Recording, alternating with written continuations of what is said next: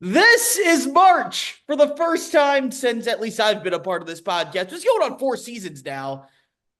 And I know because you've been a part of this for 2 years, Coach. This is the first time we have entered this here on Floyd Street's Finest, part of the Field 68 Podcast Network, where we reach March Madness, the pinnacle of the sport, and Louisville's actually going to be able to take part of it in an exciting way. It's incredible. So we have finally made it through the winter, through everything. I don't know how the weather is back up in Louisville, Coach, but it's 65 and sunny down here in Atlanta, much better than it was in Columbus last week. And it feels like spring, it feels like March, and there's a palpable buzz in the city that the Cardinals are back. They've won 17 out of 18. They're 16-2 in the ACC. And this is what everyone that went through all the drag and the Kenny Payne, the end of the Chris Mack era, this was the light at the end of the tunnel everyone was trying to get to. Coach, how you doing today? I'm doing great, Jack, and couldn't have said it any better. Yes, there's just a special feeling about March. It just feels different. It's the best, and you're spot on. This place is a buzz with everything that's happening. You could feel it, and not only are they it going to be a tournament team, they're going to be a legitimate threat. Just the way they play, and I just think what they do. It's so hard. You watch college basketball games, Jack. Obviously, we're both big fans of the sport, but the actions that they run, all the things they do are just hard to prepare for. I watch some of these teams struggle with simple pin downs or simple ball screens. The way Louisville moves are going to be a tough out in this tournament. They are, and they have their chance here winning against Pittsburgh over the weekend. Still got two more games coming up before the ACC tournament to try to improve that seeding a little bit. We can get into some of that later, but this is Floyd Street's Finest, part of the Field 68 Podcast Network. He's, again, Coach Mark Lieberman. I'm Jack Grossman. Follow us on Twitter at Jack Grossman97, at Coach Lieberman. Listen, like, review, all that stuff. YouTube, Spotify, Apple Podcasts, on Twitter. However you're consuming this, we're gonna have a fun one today. We're gonna start diving into Louisville and Pittsburgh. I did my homework, Coach. I did remember You from always last week. do. Yeah, I got some blind resumes that we can go through here as well. I put them on my Twitter again at Jack Grossman97. If anyone wants to follow along from that, I'll probably share my screen on here and to where you guys can get an actual visual there as well. But we got to start with the Cardinals at Pittsburgh, and there's really only one place to start. Chucky Hepburn, 37 points, 24 in the first half, six threes in a 4 minute stretch, including 4 and 4 possessions. One of the greatest performances we've seen, not just at Louisville in a long time, but one of the great performances of the season in college basketball on Saturday. It's such a special thing. You've got guys for 1 year, and the way he's endeared himself to this fan base and just the way he plays. I think you and I mentioned it. I've talked about it incessantly that even the turnovers he had in the previous game against Virginia Tech, the guy's asked to do so much. He plays so many minutes defensively, offensively, and him just shooting the basketball like he did is just incredible. But the steal in a close game late in the second half, yes, the points are incredible. He snakes so well. He understands how to manipulate ball screens. He understands where his players are, which is paramount to being a great point guard. But I love the fact he has a breakaway layup late in the game to seal it. And what does he do? Just gives it off to Hadley. He could go for more points or try and get to 40, whatever. No, Hadley's running. He pitches ahead to him for the dunk when he has a clear path. That just shows you what this team is about, what he's about, the character of this group. That I'm just telling you, it's such a fun team. And when you have a guy like that, I don't know what they showed in film room, but if I was on that staff, I'm showing that play over and over and over again, because that just shows you his commitment to winning and how selfless he is. Yeah, he's taking those shots because he's just in the rhythm, and he's incredible as far as what he can do. I'm just so impressed with him and everything that he shows and exhibits. And for a 1 year guy, and I know Peyton's on that staff, and Peyton and I talk, I mean, it's incredible that their relationship is great, but it's just, almost I don't want to say passing of the torch, but having a guy like that, Jack, is just fantastic. It's just as a coach, it's a great feeling to watch him play. Yeah, that was why, and first of all, I never thought that Chucky was going to drop, 37 in a game, got to become the consistent number one scoring threat that he's been. But when Pat Kelsey got him, I got excited in a way that, yes, Edwards has been really great. He was great again on Saturday as well. Hadley's had his big moments. Smith, James Scott coming over from Charleston have each been phenomenal in their roles as well. Casey Pryor was good before obviously he went down, but Chucky Hepburn was the dude where I was like, okay, you're trying to establish a culture. You're trying to establish yourself back into the upper echelon college basketball. You're trying to get that winning mentality. There was no better player to get out of that transfer portal than a dude who had been a 3 year starter in a winning program at Wisconsin and just made winning plays, whether it was a freshman year making a game winning three to beat a top five Purdue last year in the Big Ten tournament, drawing a charge on Braden Smith late in the game and making a pass for an assist to send the game into overtime. There's not a dude in the portal that would have been a better fit for what Pat Kelsey was trying to do than Chucky Hepburn. And good on Chucky Hepburn for realizing, even though ironically Wisconsin has finally modernized basketball wise and they play more up and down, but him realizing, okay, I want to get into a situation that's going to maximize my strengths more, and seeing what Pat Kelsey did at Charleston and knowing that that was a good fit for him, it was the perfect marriage at the perfect time in so many ways. As I know I've said this before as well, the way Peyton Siva is on the staff, that's not a coincidence that Chucky's taking a big step with a guy like that being there to coach him up as well. Well, especially on the defensive side, where he was always great and was always really, really good at pressuring the ball, but now in a system that thrives on aggressiveness, really leans into that, which Chucky has absolutely thrived in as well. Just the perfect fit at the perfect time in so many ways there. And it's gone even better than I could have imagined at the time. And I was incredibly high on it at the time. I don't think anybody, and I don't think his offensive prowess, Jack. Right? People were expecting him to be what he is right now, and you said it. Look, the freedom that he gets, the spacing, and him being able to create.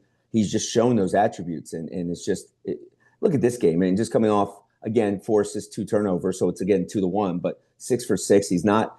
He was in great rhythm, but he wasn't going to force it in the second half. He wasn't going to take bad shots, and then 9 for 11 from the field. And again, from the free throw line, just 13 of 17. Just you look at his numbers and it's not just stat stuffing. The guy affects winning in so many ways. You talked about him on the defensive end, which we knew what we were getting, but his IQ is incredible. Some of those breakdown clips that I'm just showing, just the ball gets out of his hands. He sees the next play.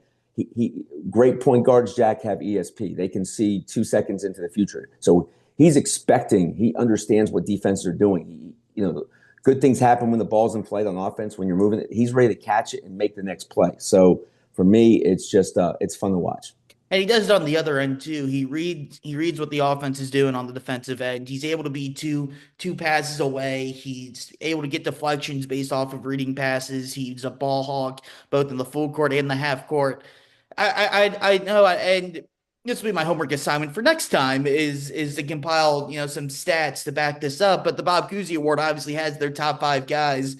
I know Braden Smith's incredible. Cam Smith's been phenomenal. Mm-hmm. Mark Sears at Alabama. I'm trying to remember the other two. I think Ziegler's on there. I'm trying to remember the fifth one.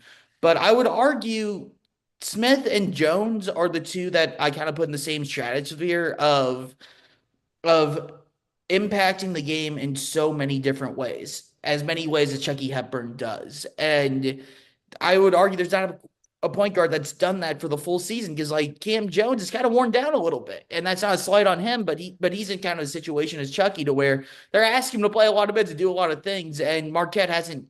Whereas Louisville shooting has come on the last couple months, Marquette has really kind of dropped off there. They've had a negative regression on that front to where teams are just kind of keying in on Cam Jones, and that's made life a little bit tougher for him. Still putting up good numbers and being great, but he's not exactly being, the National Player of the Year guy that he was in November, December. Braden Smith's kind of worn down a little bit in the Big Ten, to where Purdue lost 4 in a row. Mm-hmm. And I look at it and say, okay, I think Chucky's kind of on that same plane as them, where he's being asked to do so many different things like these two guys, but instead of wearing down, he's come on even stronger in the last weeks and months to where it's kind of interesting to me that I get at Louisville's in kind of 6-7 range right now seed wise, but I don't think he's gotten the recognition he deserves nationally. I don't think that really matters too much to people. But it is something like I look at as like if I'm choosing who's going to be my point guard to run a team, I'm probably taking Chucky Hepburn or Braden Smith. Those are the two dudes I'm taking. One of those two guys. I agree. The superlatives with him, it's just Coach Kelsey came out with his, I believe, the press conference just talking about it's a joke that he's not even in consideration for Player of the Year and so on. And look, that's not just a coach defending his guys, which happens. This is a legitimate for what this team has done, and for Coach Kelsey being nominated for Coach of the Year and all that type of things. Just to have a guy that you can just trust. Every point guard, Jack, is an extension of the head coach. And at this point, it's the trust that you can see that he has with him. It's just being able to play through all those type of things is incredible. And just as you mentioned, there's other players, and with him, just the fact that he's playing that many minutes. And look, I don't have a pulse of what's going on around the country with practices, and certainly even with Louisville. But you want these guys, and I'm sure he understands as a coach that. Look, I'm sure they're not going as we used to do in Coach Pitino's practices, maybe, solid 2.5, 3, and wearing, those guys are used to it with a guy like Chucky, who's been through so many wars, as you mentioned, with Wisconsin, what he's doing, just mentally understanding that game. And I'm sure he's helping out with film and all those type of things, which is what makes him so special. Yeah, and despite Terrence Edwards having 23 himself, those two Mm-hmm. dudes scored 60 of the 78 for Louisville. Was a little bit closer than I think people were hoping at times. They did backdoor cover there at the end. They got I that. was We going to had mention that that 10 to too, which is half. important. That's why it wasn't as visceral after the game with some negativity and some calls. And when I do the radio shows, oh well, they covered now, so I think that all's quiet on the Western Front because they covered the spread with Pittsburgh missing late. And I think people do kind of overreact too much. Oh, well, they covered the spread, dude. Right? How could you be bad? Or they didn't cover. How dare they not cover? They're terrible type of deal. There's a lot more intricacies within that than just whether or not they covered the Vegas spread. But I thought one, it was kind of a game where outside of Chucky and Edwards, just no one could get anything going offensively. Pitt did a really good job on Rain Smith. They did a really good job taking away the lob actions that Louisville likes to run. That made life a little bit more difficult for James Scott. And as we know, Louisville's only playing 7, 8 guys. I know Anselm eBay played a little bit on Saturday as well, Mm-hmm. but you're really those starting five. That's where you're getting the majority of your points from. So you're thin already. A couple guys aren't hitting. Javon Hadley's only 1 of 7 from the field. It came down to was one of those nights where Chucky and Edwards had to carry you home, and you had to have the defense, which I thought was pretty porous for most of the game. To be honest, they struggled some staying in front of Pittsburgh's defensively one-on-one. They struggled with their athleticism a little bit. But that last 7:39, they only gave up one field goal. They really locked it in, stiffened up when they need to where they were able to do enough to win convincingly and be able to make enough plays to win by a sizable margin to where you weren't really sweating the last couple minutes. I don't think they were as sharp as they've been, and that means just even on Yeah. some of the dribble handoffs, some of the cuts, they were a little early on some of the actions. Some of the even grenades were just on the flips on those, which is just a dribble handoff and a flip.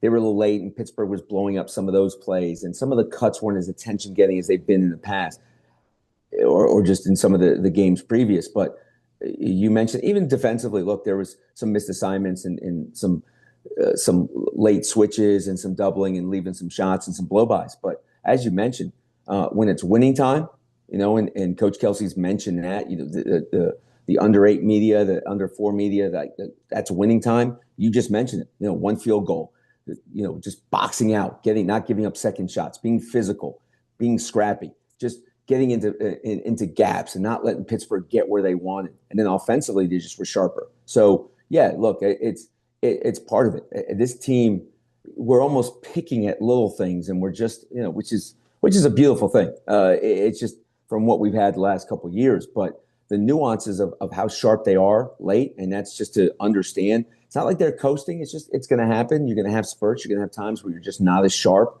And yes, when you only have 8 and you're really 7 that you're just playing, and they're playing a majority of minutes, and I don't care. Again, I'll go, this is Division I basketball. This is the ACC. People can talk about it's bad, it's down. It doesn't matter. This league, it's still Division I players, guys who are good enough to win them a lot of games and have been high major players. So for what they're asking of their team is just phenomenal. And to expect them to be perfect, no, but to find ways and to just do those things late in games and to dig in and get stops and get kills, it's very impressive. Yeah, I mean, it's something to where, when you're nitpicking, that's, what you do when you're an upper echelon basketball team. You're trying to find the small little things like, okay, where are the slights? Where are the holes here that you got to fill up? And are there new things that open up? Because you got to address those type of deals. That's Mm-hmm. what we're used to doing in March in Louisville, not who is the next coach. Holy crap, this team sucks type of deal. So it's nice to get back to that. I do want to ask because it feels like it's probably been since the NC State game where Louisville's put together close to a full 40-minute effort Mm-hmm. on both sides of the ball. Is there any worry on that? Because Florida State, they struggled again with the athleticism there. We talked about that last podcast. They were able to pull away. When Virginia Tech on the road, they escaped with a 3-point win. This one was really close and competitive until the last 4 or 5 minutes or so.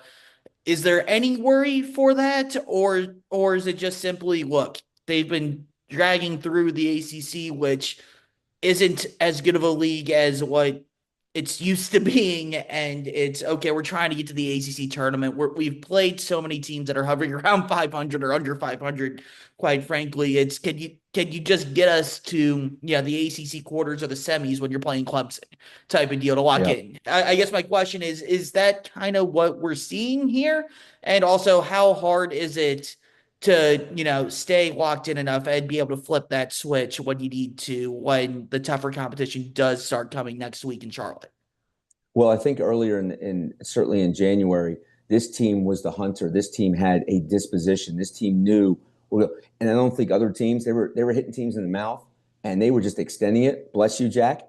And I would tell you this that now, as the season goes on, Pittsburgh comes in here fighting for their basketball lives and having gotten their ass kicked by them in the first game, and then coming in here and saying, you know what, we want to go and show them in their home arena. We're going to go in there and we're going to battle our asses off. And I think that you got that from Virginia Tech, a 9 o'clock game on a weekday, and we're going to defend our home court. We're going to get after it. And Florida State, it was. I don't think that game was ever in doubt. They're up 14. Same thing in this game with Chucky. They're up 6.5. That's so impressive to me that now they're the hunted. Now they're the teams that everybody wants to knock off, and they've got a point to prove, and they're still finding ways to win. Of course, there's always going to be some slippage, but when you have look, you've already beaten Pitt at their place. You come in this game, you're really. I think you're making a valid point that I don't think this team is not prepared for the next game. I know they're over prepared. I know they're focused on winning, but I think they're ready to get to the end of the road, get to the ACC tournament, and then start the NCAA and the ACC tournament, and then go into the big dance, because I think that's where this team is. They know they're in. They want to continue to prove the doubters, but it's a mindset. I've seen that before. You're just trying to get through, find a way, get these W's, get to the ACC tournament, make a splash there, get a good seed, and here we go. Yeah, and that's kind of become the challenge here. And you only got the one more week left. Cal at home on Wednesday night, Stanford on Saturday. Maxine Reynaud, really really good player for Stanford there, so you got to Yes. watch out for him. But if you can get through these two games, win your quarterfinal game in the ACC tournament, you kind of have that floor locked in to where you avoid that 8-9 game, which is kind of the goal at this stage as far as the seeding goes. If you're able to win, I've seen them move up kind of in the 6 range just because a lot of other teams have been losing, and Mm-hmm. and just Louisville's moved up by default as a result, which Louisville absolutely will take.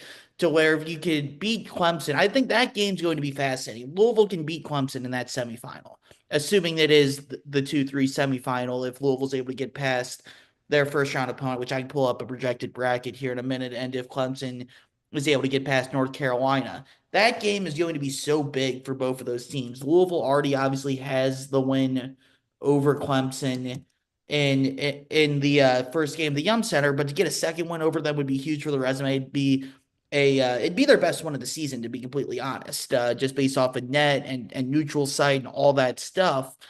to where that's going to be, I think, one that everyone's looking at. It's like, can we get that game from both sides? For Clemson too, that'd be a huge win for them as well, if they were to beat Louisville in that game. Yeah, I couldn't agree more. And that's going to be that's the gauntlet for them to get past, to be the Clemson, to get to the point where they are a 5 or a 6, hopefully, or a 7. But just again, avoid the 8, 9. And I guess on everybody's mind, especially they've climbed the rankings and they're ranked higher than Kentucky right now. So I think if they can just find a way to get those wins, and maybe Kentucky keeps slipping, I think people will be happy if somehow, some way they're on the same line, or they're not. I think everybody here would just do anything. I mean, it might take a win against Duke to be a lower seed than Kentucky, because that would just That's I think what I this would think. I would think that would be the formula for that, because that would just, I think, this party will celebrate like it's 1999. I mean, the reaction to Louisville being ranked ahead of Kentucky in the AP poll is pretty funny because I Yeah, right. especially this time you're like the AP poll means absolutely nothing, but for Exactly. Louisville fans they're having a lot of fun with it. But Hmm. that doesn't, the AP poll ranking, I do have to remind people, is not on the NCAA tournament committee team sheet. It really People is don't know just, that, yeah. exactly. Yeah, I always remember Louisville in 2005. This was the first time I really understood a little bit like rankings and brackets and all that stuff. I was like 7, 8 years old at the time. Louisville, I think, was fifth in the AP poll. And then Right. Selection Sunday happens. They're a 4 seed, and I'm sitting there like, why are people mad? They're number 4. That seems pretty good. It's just not really understanding everything behind the seating and all that stuff. But that was a great example of the eight people not matching what the committee was going to do, and that had nothing to do with the team itself. That was more so they were in Conference USA still. While the top of the conference was still really good with Louisville, Memphis, Marquette, Cincinnati, the middle and the bottom hadn't maintained what it was like, say, 2 years prior, 2003, when Louisville had Reese Gaines and that crew. Marquette had Dwayne Wade. Memphis was good. UAB was good. Good. Marquette. I said Dwayne Wade, all of them, but Charlotte was, I believe, pretty good Hmm. that year. But that really hurt them seating wise, and I think we're going to see a very similar thing happen this year for the ACC teams not named Duke, because Duke has just obliterated everyone in their sights, and they have big non-con wins on top of it, um, to where while Louisville's ranked 14th in the AP poll right now, you're looking more like, okay, they're 24th in nets, they're in the around that range in WAB on Ken Palm and all these predictive and resume metrics. I'm not going to say all of them right now because I have them in a blind resume later. So, but they're probably going to be closer to that 6, 7 line. Even though if you look at the AP poll, that'd probably put them as a 3 or a 4 seed. Right. And look, people need to understand. I think for the most part, but they get enamored with the rankings and that they're up to 14th and whatnot. But the algorithms, the metrics, the math that goes into seeding, I don't think people realize how much.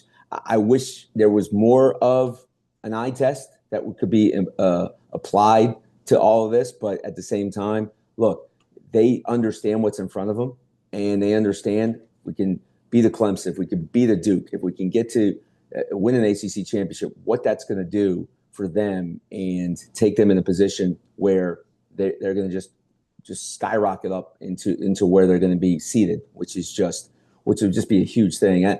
I still think wherever they are, this is a tough out, and I think they'll get to Saturday or Sunday, but to win the ACC, which they haven't had a lot of luck, even with the really good teams over the last 10, 15 years, would be incredible.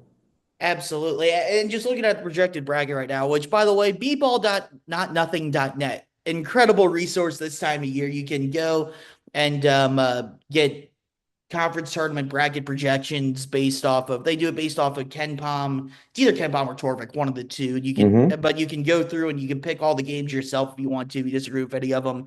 But right now, the way the bracket shakes out, projected, of course, and this would have Louisville beating both Cal and Stanford this week, Clemson beating Virginia Tech at home, and Boston College on the road. Duke obviously won Monday night over Wake Forest, and this has them beating North Carolina as well. To where Louisville would set up if everything were to break the way it's supposed to, which never does. So it's a dangerous thing to say. But when we get into the last week of the season, you can kind of project that a little bit better. Ironically, in that quarterfinal, they would be playing either seventh seeded Stanford, 10th seeded Pitt, or 15th seeded Cal. So it's one of these three teams that you're facing in the last week of the season, more likely than not. And we'll see how Mm-hmm. that shakes out if there's any changes on that. So that would be kind of an interesting setup if they were to play a team back to back, pretty much, especially with Stanford be back to back games for Louisville. You don't see that too Right. often in college No, you don't. basketball. But then more likely than not, you get a quad one game if you're able to win that game against Clemson, who's projected to be the 3 seed right now. And they would come out of a pot of North Carolina, Syracuse, Virginia Tech. North Carolina will be playing with a sense of desperation, I would think, because they really need to probably both beat Duke on Saturday and have a big run in the ACC tournament. But if they don't beat Duke, which I don't think they will, then they will probably possibly even need to win the ACC tournament just to get into the field. So that would be a desperation type game for the Tar Heels, especially. I think Kelly Dickey put something out where if North Carolina does beat Duke, there's a formula where Louisville could be the number one seed in the ACC tournament. So There is. I can put that in there right now and see how this projects. So if just simply changing, if North Carolina beats Duke and Louisville wins out and Clemson wins out, Louisville would be the 1 seed in the ACC tournament, facing either Georgia Tech or Virginia in the quarterfinal. well, it's not inconceivable. So Yep. I honestly though, like you want to win the league, obviously, and win an ACC title and all that. I think it would help Louisville's NCAA tournament resume more to be the 2 seed and to get Clemson or Carolina. Because the way this shakes out now is because the 4-5 is Carolina and SMU, and I think Clemson would do more for Louisville's resume than Carolina or SMU would. And I would not want to play either of those. I would rather not play the teams that are going to be desperate trying to get into the field. In a semi, I would rather play a team that is like you and firmly in the field already, if possible. There's just a lot more to gain and a lot less to lose from that standpoint. But again, anytime you take an ACC regular season championship, you absolutely take it a run with it too. yeah, So that's the two sides of it. you took the analytical approach, which is spot on. But believe me, they'll take the ACC championship or regular season title. They'll take that. They'll take that banner. They're not. Look, that's just the way it goes, and obviously, the metrics and so on. But I think they'll like to put a banner up in the arena as ACC champs. Absolutely. While we're on the topic of metrics, let's go ahead and get to this. I'm gonna share my screen here real quick. See if I do this correctly. There we go. That's what I want. I didn't sleep well, Jack, just worrying about how I do today. All right, let's see. Allow. Let's see if this works. All right, you got it? I got it. Sweet. So we're looking at some blind resumes here. So for those who don't know how this works, I was expecting it to be like Google Meet because I use Google Meet a lot at work, and the screen would pop up here for everyone to see as well. But they are on my Twitter at Jack Grossman 97. All the images of them as well. So I'm not going to try to troubleshoot this while we're doing the pod. So we're just gonna let it roll with the punches here. So we have a bunch of analytics stats that will be on the NCAA tournament team sheets here that the committee will use, and we'll do the old, team A, team B type of deal. So we got a couple of these set up. First, classic bubble here. Team A has a record. I'm going to ask you which of these two teams do you put into the NCAA tournament, coach? Team A is 17-12 with a net of 47, Ken Palm of 42, 53rd in the KPI, which is a resume metric as opposed to a predictive metric. 44th in the WAB, which is wins above bubble. That's a new one this year, which basically is, think of it like strength of record in college football. It's what's your record against the average team on the bubble? How did you play? How did you overperform, underperform, that type of deal? So again, I'll start over 17-12 record, 47 in net, 42nd in KenPom, 53rd in KPI, 44th in WAB, non-conference straight the schedule, 180th. Who did you play? How much did you challenge yourself outside of the league? I find that to be important. Quad one games, 4-9, quad two, 2-3, 0, quad three, and four losses. Team B, 17-12 record, 57th in net, 52nd in KenPom, 41st in KPI, 52nd in Web, non-conference straight to schedule 188, 5-9 quad one, 4-1 quad two, 2 quad three, and four losses. Coach, anything stand out for you there? Well, I would say, and again, I was last night just looking at teams. I would imagine we're looking at maybe some SEC Big 12 type of resumes here. But looking at it, nothing is just saying, wow, this is automatically I'm going to go with this team and whatnot. The quad three and quad four losses bother me, but when you're in a really good conference, sometimes some of those lower teams will get you. Nothing just absolutely just jumps at me, but the fact that they're 4-1 in quad twos and have 5 quad one wins, I'm going to go with Team B. Interesting, interesting. Now I will say, because I like to throw this in also after the fact, Team A does have wins over the 13th best team in net at home and a neutral court win over the 15th team in net and the 25th ranked team in net, whereas Team B's best wins are at home against 16 in net, at number 31 in net, and at 39 in net. And those two quad three losses are at home against the 76th and 93rd best teams in the net. Jack, I'm just gonna say this. I've missed this, and nobody's better at this stuff than you. And I love that I love being put on the spot with these type of things. So yeah, look, I'm not gonna waver, even though it's tough. I'm gonna stay with Team B, but you made a valid argument on behalf of Team A. Yeah, which if you haven't told already, I am leaning Team A on this. For me, it's I just could tell. I could tell. yeah, and Team B is Nebraska, and you can't lose to Minnesota at home. And that's where I'm at. You can't lose to Yeah. Minnesota at home in March, and they did that over the weekend. Is So Oklahoma Team A? Oklahoma is not Team A. John Okay. Calipari and Arkansas are Team A. Ah, see, I knew it. I knew it Yeah. because I wanted to see Arkansas miss the dance. Yeah. So But but I mean Arkansas having I think they have better wins than Nebraska does. I mean they have that home win over Missouri. They won at mhm. Kentucky, and that neutral court win is against Michigan. And two of their best three wins are better than Nebraska's best win, in my opinion, just based off the net and where the games are played and all that stuff. And then again, they don't have the bad losses Right. that Nebraska has, to where I would go Team A. But again, Team B, Nebraska does have the more quad one wins and more quad one, quad two wins, 9-6 when you combine the first two quadrants there. So there's an argument for both of them there, but that's why this is fun.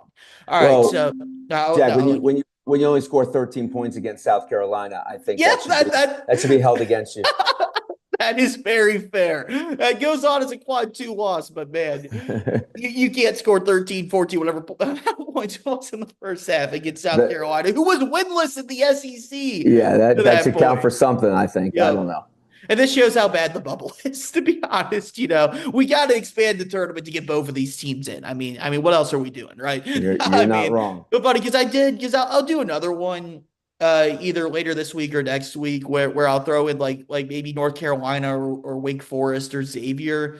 But like to be honest, I guess Boise State's the one mid-major you could throw in on this, but the resumes are so bad for those schools. Not that these resumes are particularly great for this Arkansas, Nebraska, and then what we have for these next two for the other bubble one I did, but it's just when you're 1-9, 1-10 in quad one. Hmm. Not that these resumes are good, but comparing that to teams that have 4 or 5 wins in the top quadrant, I just don't even think it's a conversation worth having. So like that's why I don't really have a mid major in there. Which plus like teams like Drake, I think is so clearly in, even if they don't win their conference tournament, to where it's not really gonna matter from that standpoint. Maybe VCU would have been a good one to throw on there, but to me, this is a weird year to where there's not really a lot of oddities from the mid major ranks. And when you're North Carolina, Wake Forest, Xavier 1-9, 1-10, quad one, To me, it's a non-starter for Yeah. comparing him to any of these other teams.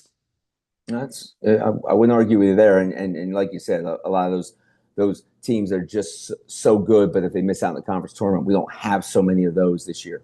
Right. Exactly. Exactly. All right. Moving on to the next one. I got another bubble one for you. Team A. Reminder: the goal is not to guess which teams they are. For those listening back home as So well. Jack basically scolded me for what I did earlier. For those who are paying attention, I'm not supposed to guess the teams, Yeah, because but that to me, because that's the thing. Jack It's doesn't like, want me to guess the team, so I'm just going to look at the numbers now. yeah. Even though Jack is better at the numbers than me, I am going to Well, I mean do a that's the yeoman. point of it. It's a blind resume. You're supposed to pick who the Exactly. team is So out of Jack will scold me off the air, but let's continue.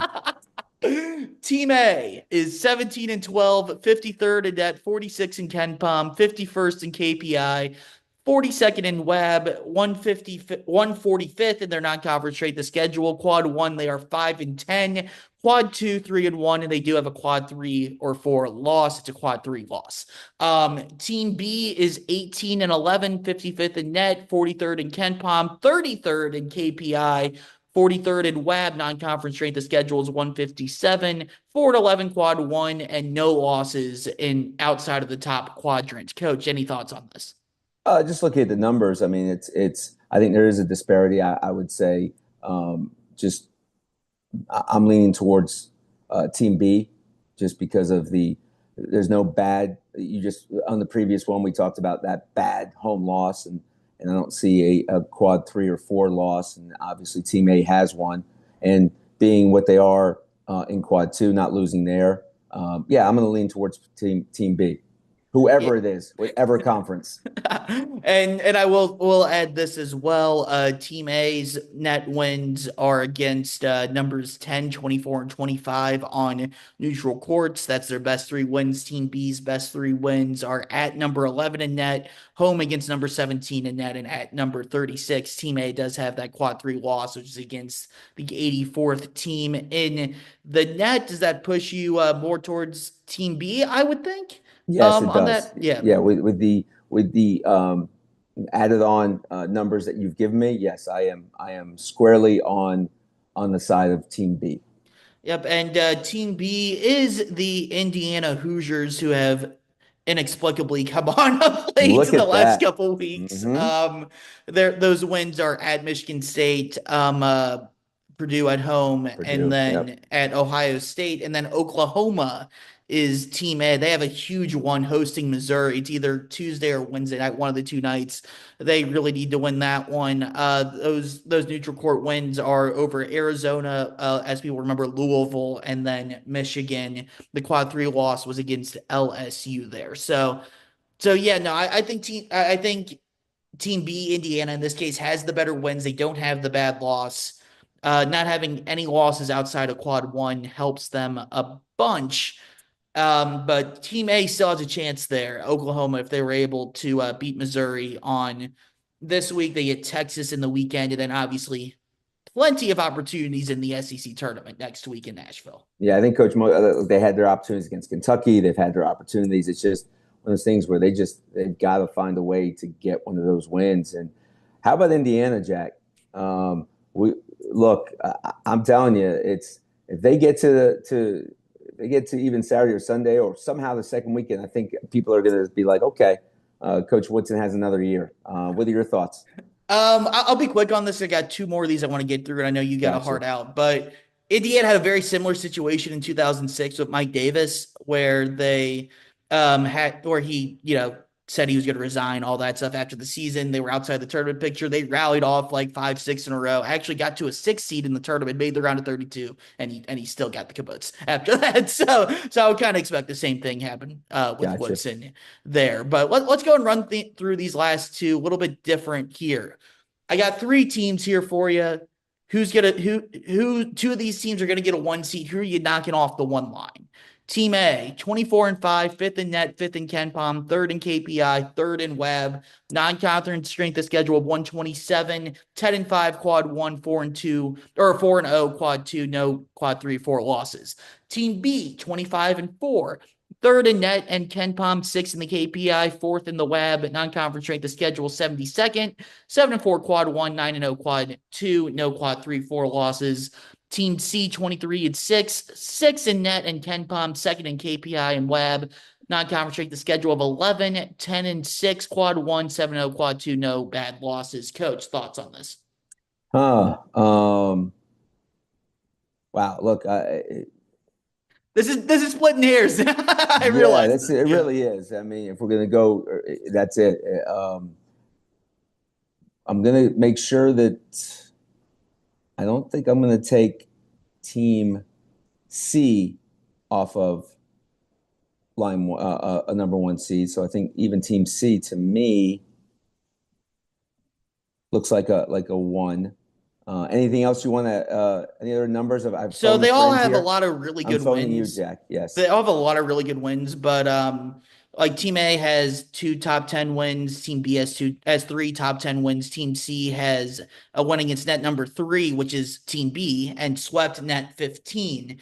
I will note Team A beat Team C and Team C beat Team B in what were Gotcha. very, very close games. Okay.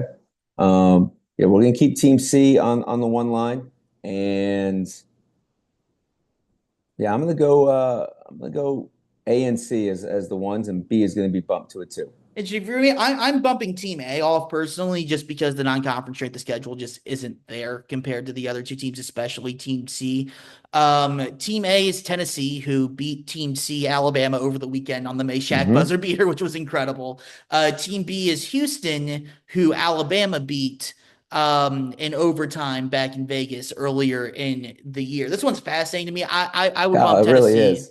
again I mean, because of the non-conference strength of schedule, but you could really go with any of them. yeah, when you told me what Team A had done, and look, they're all legitimate ones, but and I saw the strength of schedule, but I said, you know what, I'm with the way Team A looked, and then you mentioned those other factors, but yeah, it's a valid argument, and when that number jumps out, the only number that's really going to jump out to people is the strength of schedule, and when you see it that low, then that's going to be a factor for sure. Yeah, that's kind of where I was at on that one. All right, we'll go ahead and get to the last one here. We'll run quickly. I'm gonna ask you to rank these teams in order of how you would see them from best to worst. Team A is 22 and 7, 12th in net, 14th in Ken Palm, 26th in KPI, 27th in WAB, non-conference strength of schedule 322, 6 and 1 quad 1, 5 and 1 quad 2, no bad losses. Team B 23 and 6, 24th in net, 24th in Ken Palm, 18th in KPI, 22nd in WAB, 31st in the non-conference strength of schedule department, 4 and 4 quad 1, 7 and 2 quad 2, no bad losses. Coach, did I lose you there for a sec? You lost me there for a second, so I'm back though. I'm back. You want me to restart, or you got it on your It, screen? I've got it on my screen, but take me through it. All right. So Team A again, 22 and 7, 12th in net, 14th in Ken Palm, 16th in KPI, 27th in WAB, non-conference strength of schedule 322, 6 and 6 quad 1, 5 and 1 quad 2, no bad losses. Team B 23 and 6, 24th in net and Ken Palm, 18th in KPI, 22nd in WAB, 31st best non-conference strength of schedule, 4 and 4 quad 1, 7 2 quad 2. Team C 20 and 9, 30th in net, 31st in Ken Palm, 14th in KPI and WAB. Non-conference strength of schedule of 120, 7 and 8 quad 1, 5 and 1 quad 2, no bad losses. Well, this is a good one because you've got the strength of schedule disparity, but with Team B ranked with such a tough one, and then because the schedule is so strong, some of those quad ones could fall under that umbrella. So, yeah, this is an interesting one. You put a good one together here, Jack. Um, I'll tell you, and we're looking at them at what kind of seed line? These are all projected somewhere between 5 and 7 seeds. Okay, okay. Um, Gonna stay with B. We'll keep B, and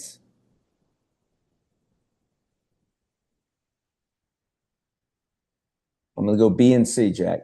All right, so you're gonna rank them B, C, A B C A. there. Now B I will C A. add A does have wins at home against net 14, at net 16, and home versus 27. B's Top three wins are home versus net 21, at net 41, and a neutral court win against net 48. C's wins, best wins are versus net 23 at home, swept net 28, and at net 33. All right. Let's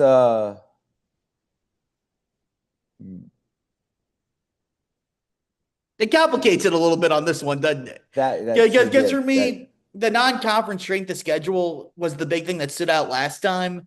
But for this one, Not so much with this one with those want to numbers you gave punish me. it because it's atrocious. But Team A just has the best wins Yeah. in When their you league add to me. those two, yeah. So let's Yeah. go. Yeah, I might completely flip this, and we're gonna. Usually, I'm very decisive, Jack, as you I know know. you are. This is surprising to me. This is what, but yeah, but you know what? It's like the clock is ticking. So if I had time to really delve into this, but I love how you put me on the spot. I love what you're doing, Jack. Let's go. We're gonna flip it. We're gonna go. It's so close, but we'll go. We're gonna go ABC in honor of Michael Jackson there. Okay. Great song. Team A, I think I went ACB or ABC rather also on this. Team A is Maryland. Mm-hmm. Team B is Louisville, which I'm sure people probably figured out, but I See, appreciate I you had not B first. spoiling I did not. I that. did not. I had B first. So look at that. There we There we go. go. And then Team C is Mississippi State. So to me, that's the big question. You look at Louisville's resume, and even though on the paper, they have a similar amount of quad one, quad two wins to all these teams. One, the wins just aren't as good, and that's not Louisville's fault. That's just the schedule they've played. But two, where you make the arguments for Louisville is the result metrics, the KPI and the WAB are really high on them. The non-conference strength of schedule is really, really good, but at the end of the day, they just didn't win enough of those games for that to really matter for me. You Right. reward them for challenging themselves, but you don't reward them over teams that have better wins than them when they didn't win the games. But it's to me, because I know there's been a lot of conversation about Louisville versus the SEC, Louisville versus obviously Maryland's a Big Ten team. These other conferences, what does their resume look like?